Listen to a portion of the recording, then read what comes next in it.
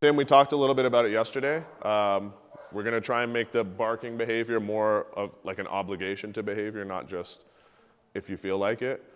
So we're going to use low-level stims. He's going to first, I'm going to tap, tap, and it's connected to the tone box over here, so you'll hear. I'm going to tap, tap. He'll give the bark command. Barking behavior should happen, then he's going to pay him with a ball. And then we're going to rinse and repeat. Eventually, we're going to push the duration to a bit longer, where the dog may stop barking. And then I'm going to try and tap, tap to reactivate the barking again. It's going to take quite a bit of reps to get to the point where he actually understands the electronics pushes him into barking, but we can probably get there. I don't want to jinx it, but hopefully we make some progress towards it in this session. Like, look at the barking like you would look at a down. If you break the down, then I can actually whack you for it, right? But right now in the teaching phase, super low, so I'm going to tap twice, then you give him his barking command. So the stim will happen before the command happens. So you'll hear the taps and then you start.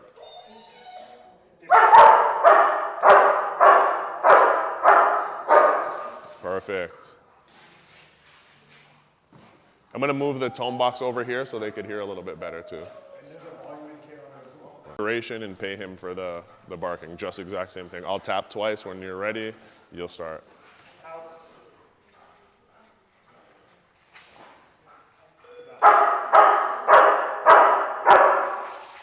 Perfect.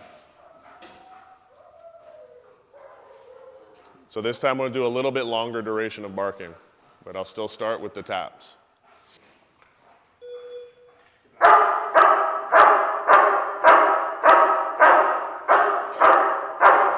Good. So maybe we'll wait for a second this time and see if the rhythm changes, or like, not a second, wait a longer duration, see if we'll change his rhythm, and I'll try and bop bop, see if it. We're doing like the fast forward pace of actually. Yeah. But we're gonna push it a bit just for the sake of learning, hopefully right now.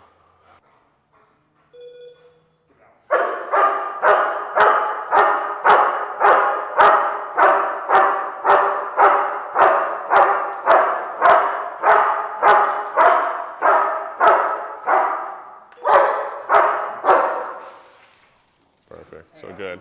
Yep, perfect. So I tapped. He was probably going to continue barking anyway on his own there, just after a pause, but I tapped. You did it. Perfect timing. Again, so he's just on a level 2 right now. Jacob knows his working levels and said like around that level 2 to 5 is good for him. So that's the same thing.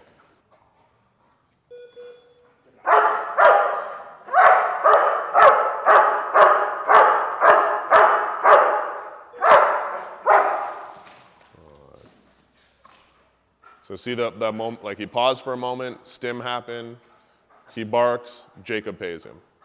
Eventually we're gonna go to the point, like, and right now we're doing the like fast forwarded version of how we would do the training, just so we can kind of see how it would go. Give it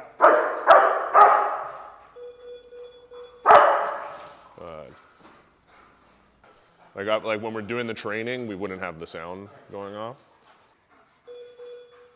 Give it out.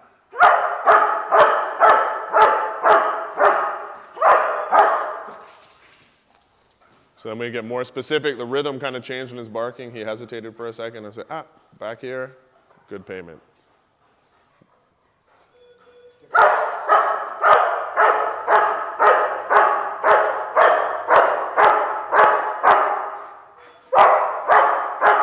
Good. Good, man.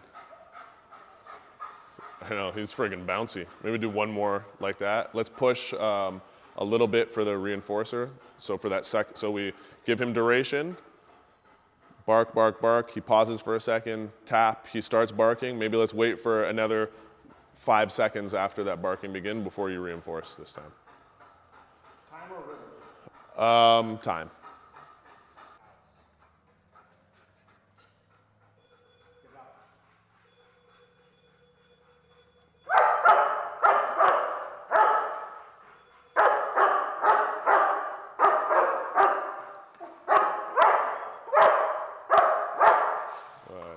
That's good. Put him up there. That makes sense to everyone? So like we want, again, like once they understand how the e-collar works and it's not just like whack-a-mole messages with the e-collar, we can push them into behaviors and activate things from him. So he's pausing. Right now, like his barking, that bark and hold, is solely like a voluntary act. Like there's no true obligation to like, you have to do the bark and hold. Once we have really clear communication with the E, in conjunction with the bark and hold, then we can say, hey, buddy, go bark at that pole for as long as I tell you to. You continue barking at that until I tell you otherwise. Because if you decide to go like this, tap, tap, boom, boom, boom. And eventually, once he really understands those low-level stims and really knows what the task is in conjunction with electricity, then we can go to whack-a-mole, where I don't have to always want to rely on the e-collar to keep pushing you back to the behavior. I say, hey, you know, bark at this person. Bark, bark, bark. He decides to turn away. Whack. Bark, bark, bark, bark, bark, and then stay here. But if we just start with a high aversive level right now in the barking, he's probably going to stop the barking, or it's going to get kind of dirty and not the rhythms that we want. What number are you at? 2. It's pretty sensitive. Yeah, but most dogs I would do, even the ones that are a little harder, in the initial introductions to this would be at a level 2 probably. So we're not playing. And once we start getting to higher levels, and even if we think the dogs aren't that sensitive, you'll see really quickly in behaviors like this that they are. And they say, oh, maybe I'm not supposed to bark right now. All right? Make sense? Yeah, no, it's just quick. Just release the ball. Or It's hard. It's hard when you have, like, there's so many moving parts. So a lot of times, like, I'll put dogs on a table and do it.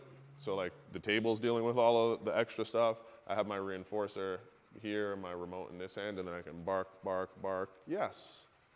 Here's a reinforcer. Good shit, man. Looks good.